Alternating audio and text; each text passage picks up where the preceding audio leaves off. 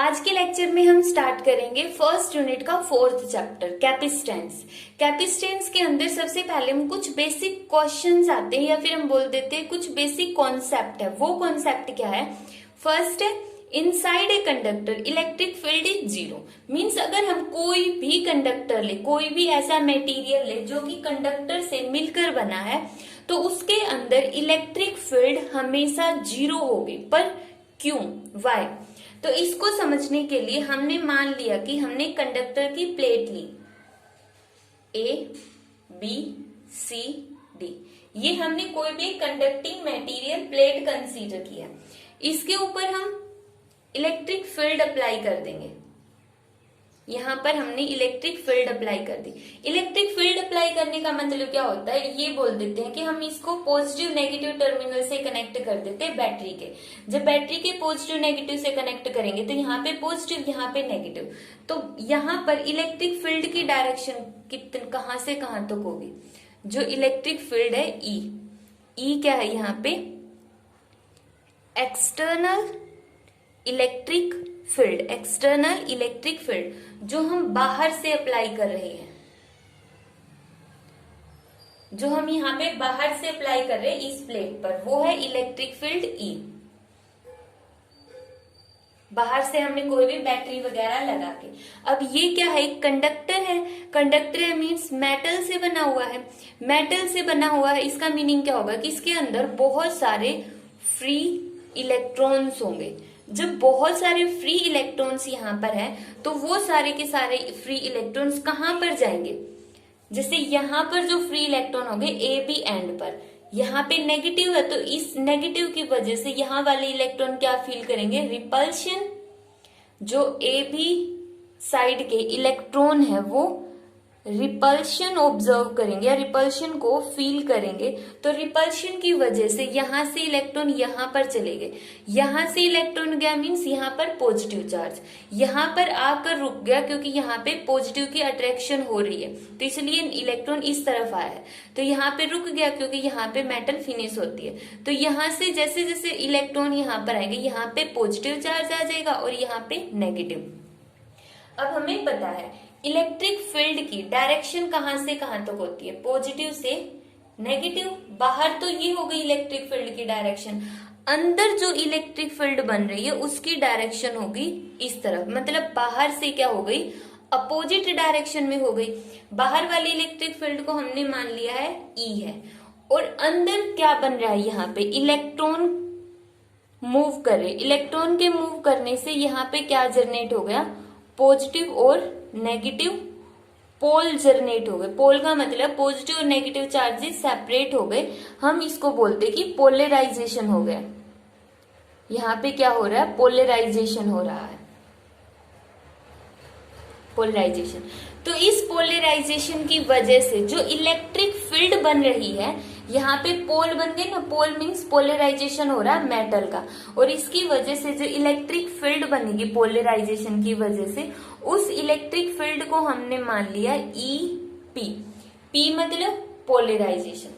तो यहाँ पर इलेक्ट्रिक फील्ड बनना स्टार्ट हो गई ईपी।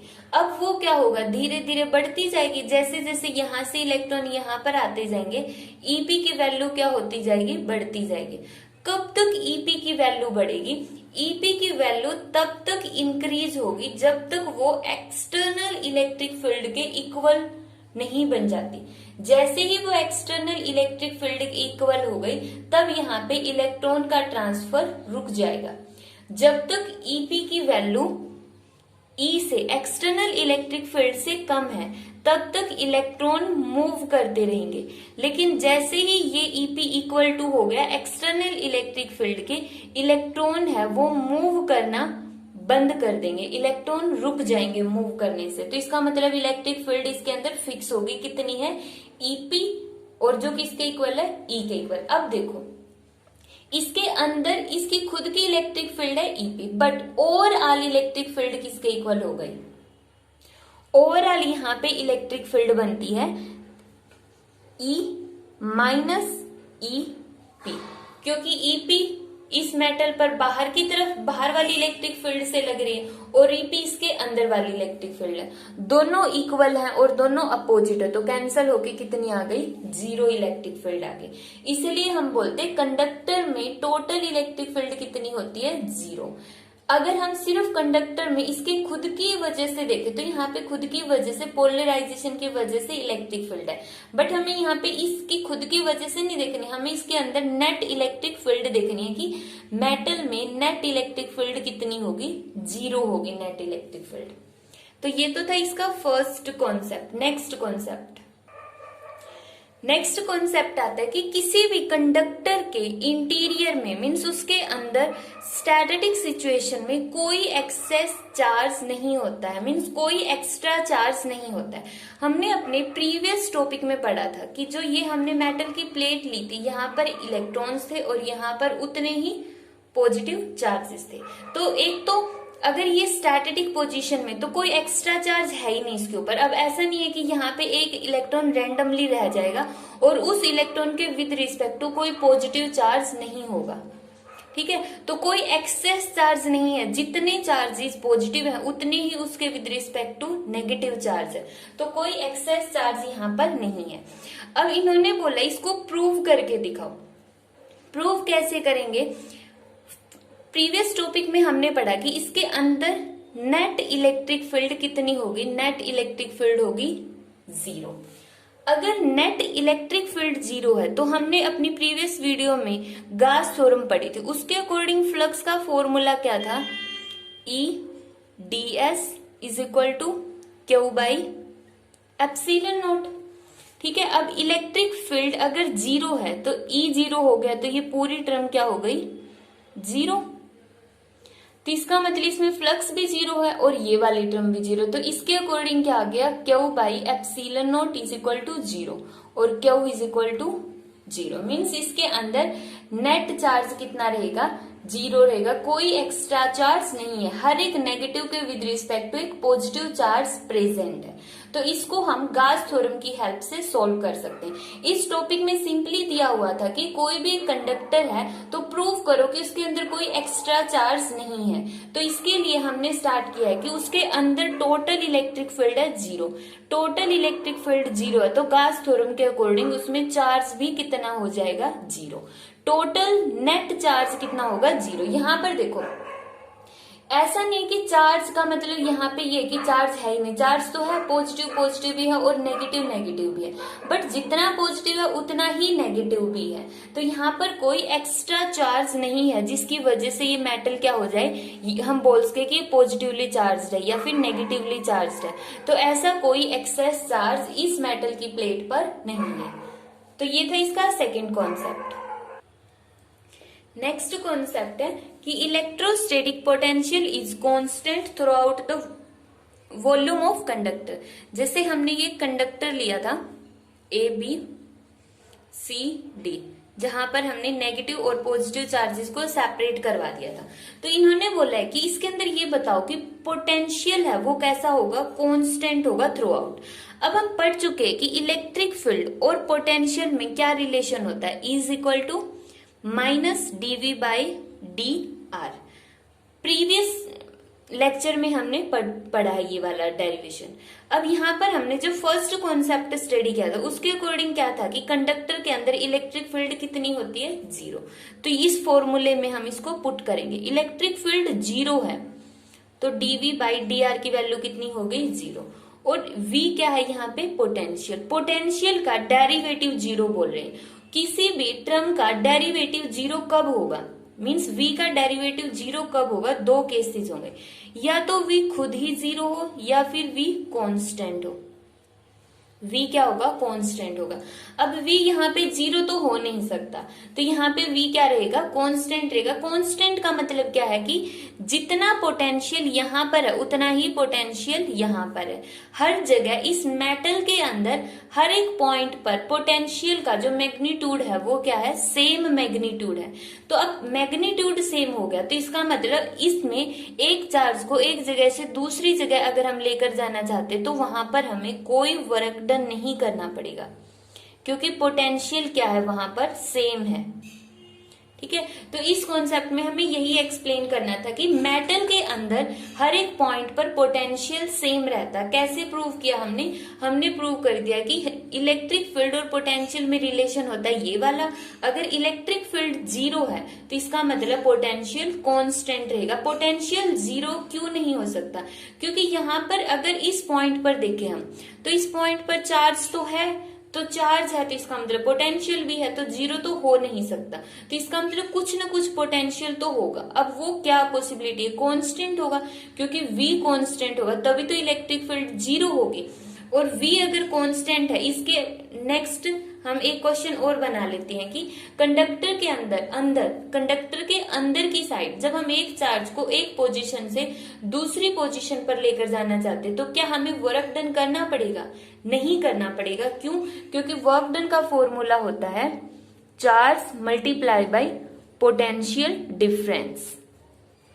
अब हम चार्ज को मूव करवा रहे, तो चार्ज की वैल्यू तो है, पोटेंशियल डिफरेंस मान लो ये पॉइंट ए था, ये बी था, तो हमें ए से बी पर लेकर जाना है, तो वीबी माइनस वीए। और हमने बोल दिया मेटल के अंदर पोटेंशियल क्या रहता है? कांस्टेंट रहता है। कांस्टेंट का मतलब पोटेंशियल दोनों सेम है, दोनों सेम है, तो वर्क डन कितना होगा मेटल के अंदर? चार्जेस को एक जगह से दूसरी जगह ले जाने का वर्क डन हो गया जीरो।